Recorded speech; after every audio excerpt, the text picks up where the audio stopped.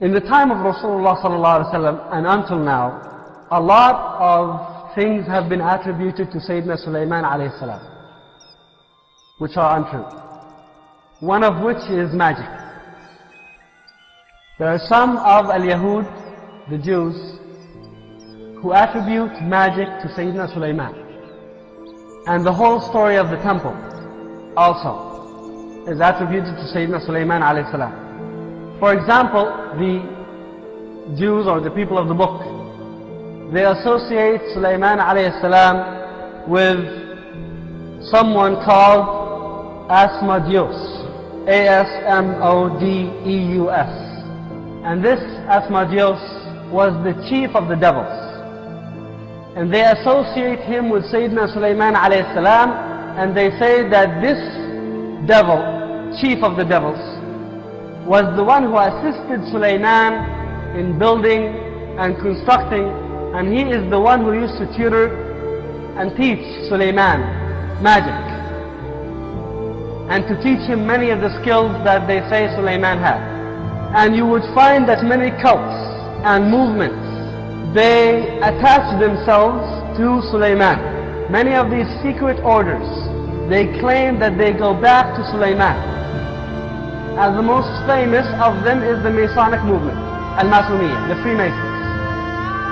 You would find that the concept of the Temple of Solomon, is something that is central, or it is very influential on the ideology of the Freemasons.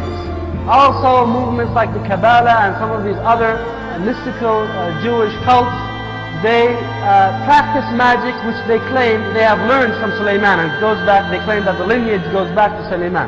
Now there is some truth that there is magic that goes back in lineage to some very early Jews, but it does not go back to Sayyidina Sulaiman alayhi salam.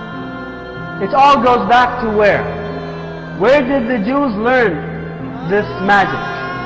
That some of which still exists until now, and it's very powerful magic. Where was the Talmud written? And who wrote it? It was written by the 70 rabbis who were in Babylon. And now that is the central and the focus, that is the law and the central focus of the Yahud now. They have left the Torah and they are following the Talmud. And the Talmud was written by the rabbis who were influenced by the regime and the environment in Babylon. So if you read about this history, you find that Babylon is associated to it all. There's a lot of association with Babylon. A Talmud came out of there, and magic, and these secret orders, they came from Babylon, rather than from Sayyidina Sulaiman, even though they attributed to Sayyidina Sulaiman. True, that which is above is like to that which is below, and that which is below is like to that which is above, to accomplish the miracles of one thing.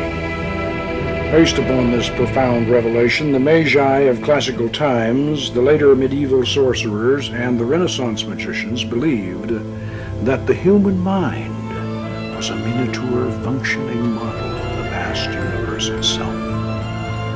The greater universe could be manipulated by magical operations within the personal sphere.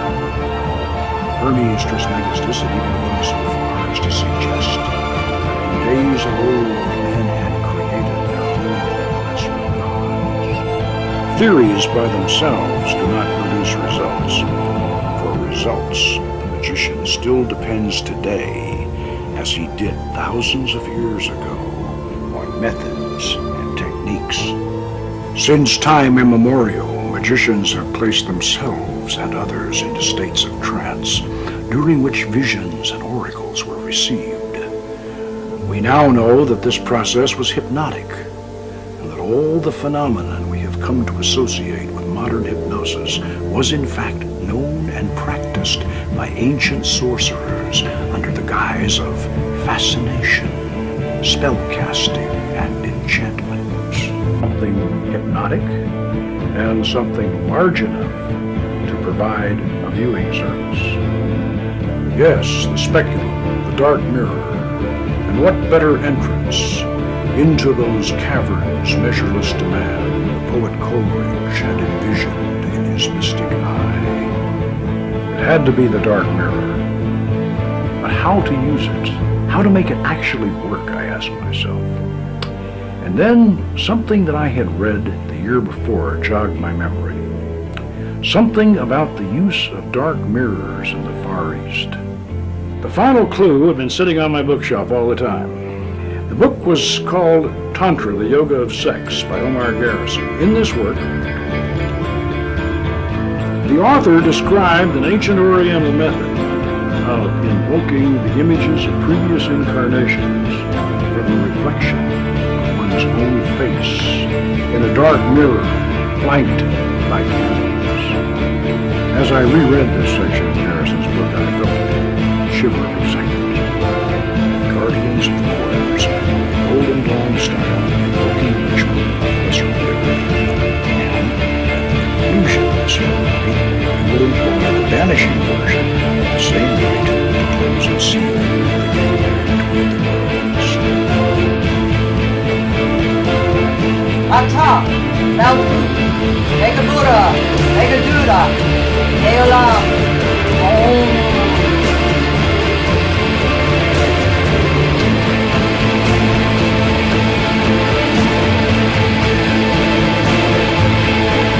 Amasha Om.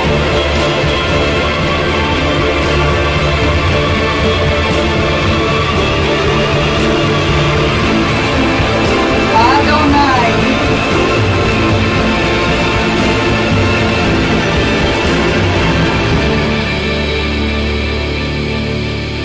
Ahia.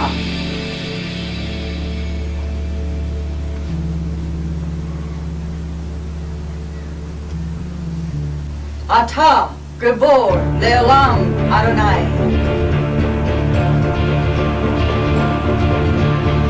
Before me, Raphael. Behind me, Gabriel. At my right hand, Michael. At my left hand, Oriel. Around us flame the pentagrams. Above us shines the six-red star. Ata, Melku, Mega Buddha, Mega Duda, Neolam, Om.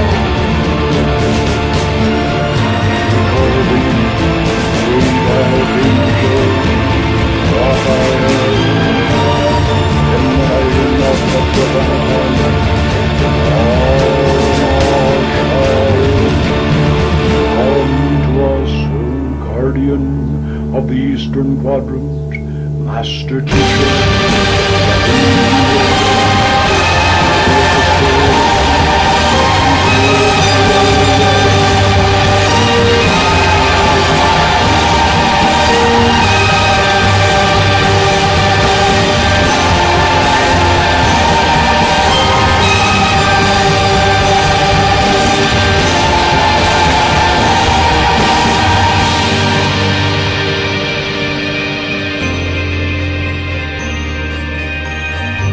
Goddess of our temple.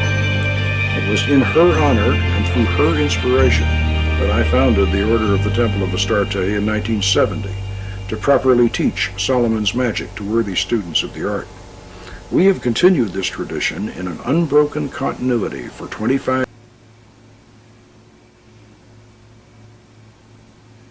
يشهد عليكم سمعكم ولا أبصاركم ولا جلودكم ولكن ظننتم أن الله لا يعلم كثيرا مما تعملون وذلكم ظنكم الذي ظننتم بربكم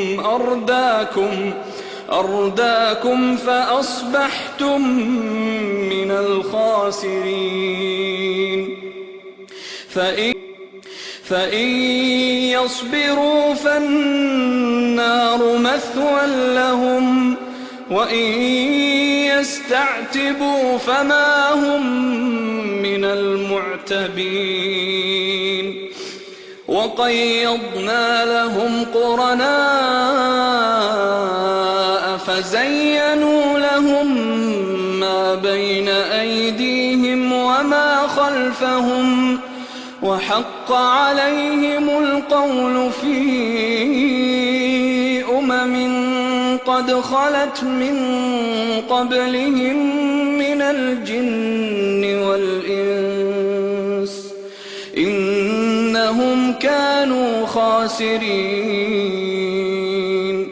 وقال الذين كفروا لا تسمعوا لهذا القرآن والغوا فيه لعلكم تغلبون. فلنذيقن الذين كفروا عذابا شديدا ولنجزينهم أسوأ الذي كانوا يعملون. ذلك جزاء أعداء الله النار. ذلك جزاء أعداء